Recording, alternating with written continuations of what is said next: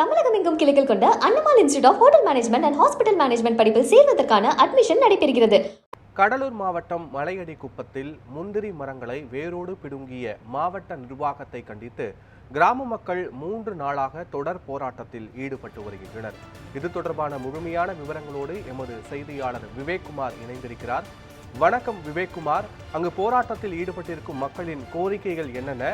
அங்கு அவர்கள் 3 நாட்களாக போராடி வருவதால் களத்தில் என்ன சூழ்நிலை நிலவுகிறது?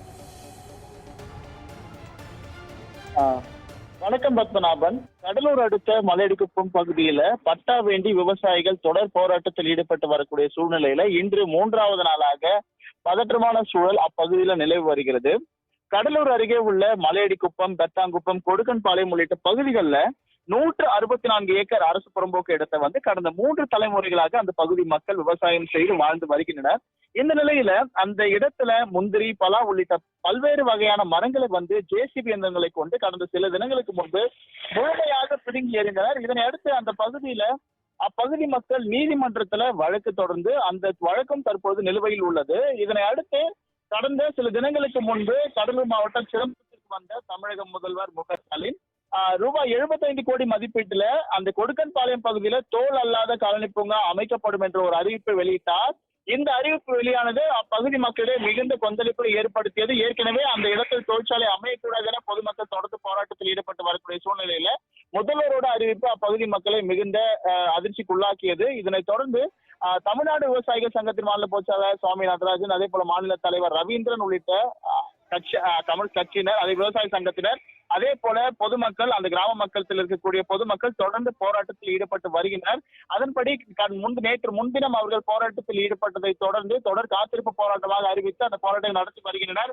அதனால் இரவு முழுவதும் அந்த இடத்திலேயே சமைத்து சாப்பிட்டோம். அதே போல அவர் வைத்துள்ள கால்நடைகளும் தங்களது போராட்ட இடத்திற்கு அருகே வைத்துக் கொண்டு தொடர் போராட்டத்தில் ஈடுபட்டு வருகின்றனர். மேலும் அவர்களது முக்கிய கோரிக்கை என்னன்னா, தமிழக முதல்வர் இதில் தலையிட்டு அவங்களுக்காக இதுவரை வாழ்ந்த இடத்திற்கு பட்டா, அதாவது அனுபவ பட்டா வழங்க வேண்டும்.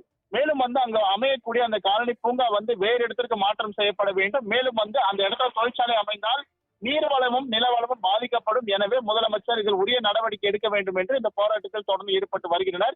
இதனில இன்று 3வது நாளாக அந்த போராட்டம் தொடரக்கூடியதை அடுத்து அந்த பகுதியில் இருக்கக்கூடிய மேலும் முந்திரி மரங்களை அகற்ற மாவட்ட நிர்வாகத்தின் சார்பில் கோட்டாட்சி அபிநயா உள்ளிட்ட காவல்துறை அதிகாரிகள் சம்பவ இடத்துக்கு சென்றனர். அப்பொழுது அந்த பகுதி மக்களும் கிராம மக்களும் விவசாயிகளும் விவசாய சங்க பிரதிநிதிகளும் கம்யூனிஸ்ட் கட்சி உள்ளிட்டோர் அந்த பகுதியில பொக்லைன் இயந்திரத்தை தடுத்து நிறுத்தி போராட்டத்தில் ஈடுபட்டு வருகின்றனர். அந்த பொக்லைன் இயந்திரத்தை முற்றுகையிட்டு போராட்டத்தில் ஈடுபட்டு வருகின்றனர். இதனால அங்கு பதற்றமான சூழல் நிலவி வருகிறது. ஏனென்றால் ஏற்கனவே அந்த பகுதியில் இருக்கக்கூடிய முந்திரி மரங்களை அழித்ததால தொடர்ந்து மக்கள் போராட்டத்தில் ஈடுபட்டு வரக்கூடிய சூழ்நிலையில மீண்டும் அதே போர் நிலைமைக்கு பொதுமக்கள் தள்ளப்பட்டிருப்பதால் அவர்கள் தங்களது போராட்டத்தில் ஈடுபட்டு வருகின்றனர். தொடர்ந்து அவர்களிடம் பேச்சுவார்த்தை நடத்தப்பட்டு வருகிறது. இதன் காரணமா அந்த மலையடிக்குப்பம், கொடுக்கன்பாளையம் உள்ளிட்ட பகுதிகளில் பதற்றமான சூழல் நிலை வருகிறது. மேலும் பொதுமக்கள், விவசாயிகள் போராட்டத்தை ஒட்டி அந்த பகுதியில கிட்டத்தட்ட 200க்கும் மேற்பட்ட போலீசாரும் குவிக்கப்பட்டுள்ளனர். பத்மநாபன். போராட்ட கள காட்சிகளோடு விவரங்களை பதிவு செய்தமைக்கு நன்றி விவேக்குமார்.